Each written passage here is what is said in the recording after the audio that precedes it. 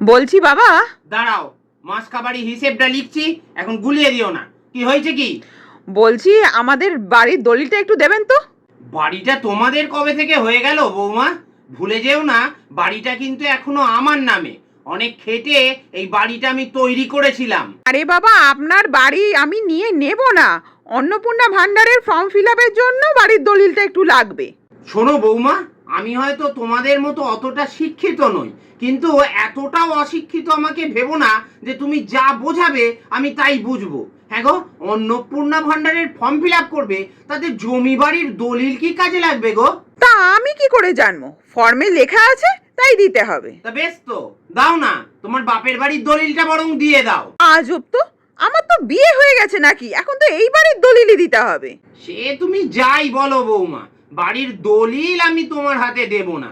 তোমরা আমাকে এই বুড়ো বয়সে ঘর ছাড়া করার প্ল্যান করেছো, সেটা কি আর আমি বুঝতে পারছি না? কিন্তু ওইসব আমি হতে দেব না। যা বাবা, আমি তো জেরক্স করে আবার আপনার হাতে ফেরত দিয়ে দেবো। শোনো বৌমা, তোমাদেরকে না আমি একদম বিশ্বাস করি না। দলিল আমি দেব না, এই আমার সাফ কথা। তবে তো আমি 3,000 টাকা পাবো না। ওসব আমার দেখার দরকার নেই বৌমা। তুমি যাও না, তোমার বাবার থেকে বাড়ির দলিল চাও না। বেশ, তবে আমি চললাম বাপের বাড়ি। ডিভোর্স পেপারটা আপনার ছেলের হাতে আমি পাঠিয়ে দেবো। যাক বাবা, বাঁচলাম। এই অন্নপূর্ণা ভান্ডারের চক্করে ছেলেটা আমার অন্তত এই দজ্জাল বইয়ের হাত থেকে রক্ষা পেল।